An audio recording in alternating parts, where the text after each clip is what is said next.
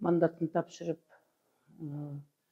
Алматыга кызматка кетет деген сөздү мен жалпы коомчулук катары эле массалык маалымат каражаттарынан Кактус медиасын тараткан жаңылыгынан уктум. Эми Кактус медиасы кезектеги 2 жылдан бери менин ар бир кадамымды аңдып, тескери мазмунда бурмалап, түрдүү маалыматтар таратып жүрөт. Ошондуктан мен аны көңүлдө эле бурган жокмун. Кезектеги алардын бир токуп чыккан жаласы же дагы бир Нарматова жөнүндө кара пиары ушундай эл арасында туура эмес маалыматты таратып аткан маалымат катары эле кабыл алдым. Мен ага нөл внимание эле кылдым чындыгында. Эч кандай ойлогон деле жокмун. Себеби коомчулук катары, элдин катары эле мен ошол Кактустун тараткан маалыматынан билдим. Андай сөз жок. Мен кадимкидей эле өзүмдүн кызмат ордумда жумушумду жасап атам. Анын бардыгы ошол батыштан каржыланган медиалардын ошол мен коммерциялык эмес уюмдар жөнүндө же болбосо чет өлкөлүк өкүл же агент жөнүндө мыйзамдын долбооруну иштеп, биздин мамлекеттин коопсуздугу, улуттук коопсуздук үчүн, мамлекеттин тынчтыгы, беримдиги үчүн жасалып аткан бул мыйзам.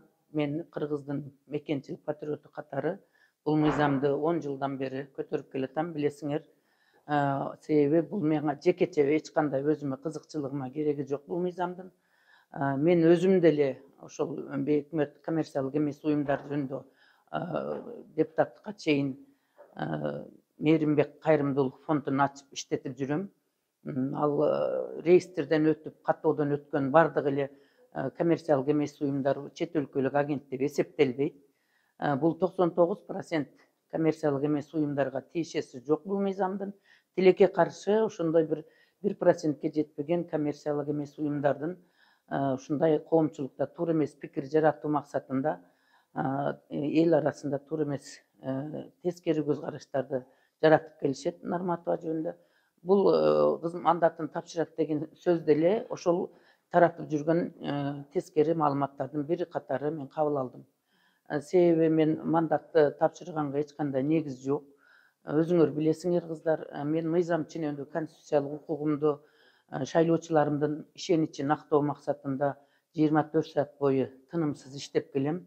Кудайга шүгүр, шайлоочуларымдын наказдарын аткарып, тиешелүү мыйзамдарды өзүмдүн үнүмдү, салымымды кошуп, мыйзамдардын чыгышына мамлекеттин алдында өзүмдүн депутаттык милдетимди так аткарып келатам. Ошондуктан эми бул депутаттык милдет, мандат бул каалаган адам кетип кал десе эле кетип кала турган мыйзам эмес.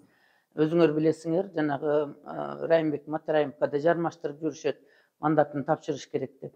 Райымбек Матраимов боюнча Кыргызстандагы 99% саясатчы чиновниктердин бардыгы эле Матраимовду таанышат. Ал бала кыргыздын жөнөкөй баласы эмес, ушу кыргызга өзүнүн колунан келишинче өзгөчө бейбечара, жетим жесирлердин, карапайым адамдарга жардам көрсөтүп, кол көрсөтүп келген, мамлекеттик деңгээлде деле жардам көрсөтүп келди. Өзүңөр билесиңер, өзгөчө коронавирус мезгилинде мен анда 19-жылы, 20-жылдары мен эч жерде иштебейт элем.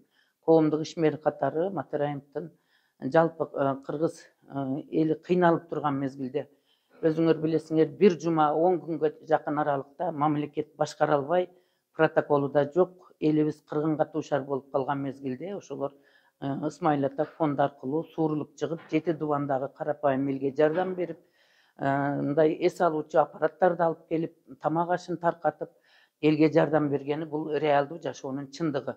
Ал тарых, ал өз убагында каражатты каяктан алды, ал мени кызыктырбайт.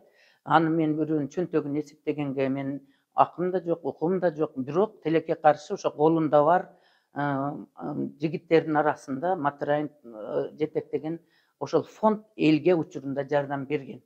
Ошол элге берген жардамын мен айтканмын. Ал жаңылыкты бир эле мен эмес, ал жерде жүздөгөн адамдар Матраимов жөнүндө жакшы сөздөрүн айтып, ыраазычылык билгизген.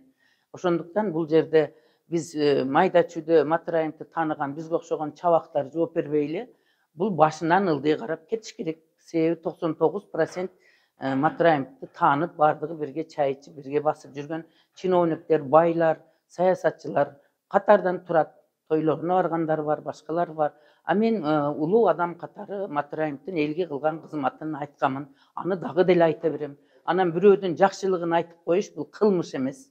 Аткарган ишини айтып койгондугу мен кылмыш катары эсептебейм. Кайсыл саясатчы болсо да, кайсыл жетекчи болот, кайсыл бир жакшы ишкер адамдын элге кылган кызматы болсо мен аны айтам. Себеби мен элдин кишиси болгондон кийин улуу муундагы адамдардын катарына кошулуп калган саясатчы катары мен калыстык сөзүмдү дайыма айтышым керек. Анан Матраимовду бир эле мен таанып эле, анан кийин мен ошол бир эки экспертмин деген жалал абадтык бир эки аксакал сүйлөп, аксакал деп айтпайм, аларды ушакчы деп айтам. Ал себеби мен жогорку кеңештин депутаттыгына мекеним Кыргызстандан мен депутат болуп келген эмесмин. Алардын катарында болгон эмесмин. Мен Райым Матраимовду мен тааныймын. Анын бир туугандарды тааныймын. Бул кылмыш эмес. Мен аны танбаймын. Ал жөнүндө жакшы сөз айтканды да танбаймын. Себеби Матраимовду тааныган адамдар жооп бериш керек болсо, анда ошол мезгилдеги президенттерден, премьер-министрлерден, ошол мезгилдеги каржы министрлигинен, Минэкономдон, таможняның председательдеринен Райым Матраимовго чейинки 3 зам болгон. Ал 4-чү зам болуп иштеген экен. Ошо мен сөзүмдө да айтып жүрөм.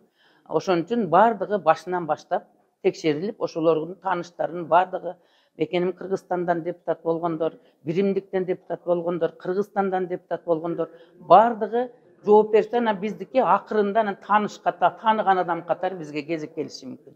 Ал үчүн парламенттен да жоюлуп кетиш керек. Парламенттин 90%, 99% Райым Матраимовду тааныган адамдар. Анан эми мен депутат болуп Матраимовдун каражатына келген жерим жок.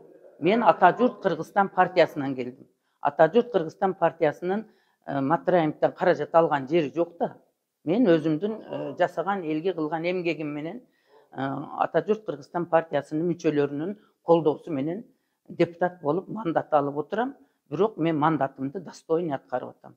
Ошондуктан ал массалык маалымат каражаттарында Нарматова мандатын тапшырат экен деген батыштан каржыланган сайттардын таркаткан ушагы бул чындыкка дал келбеген нерсе.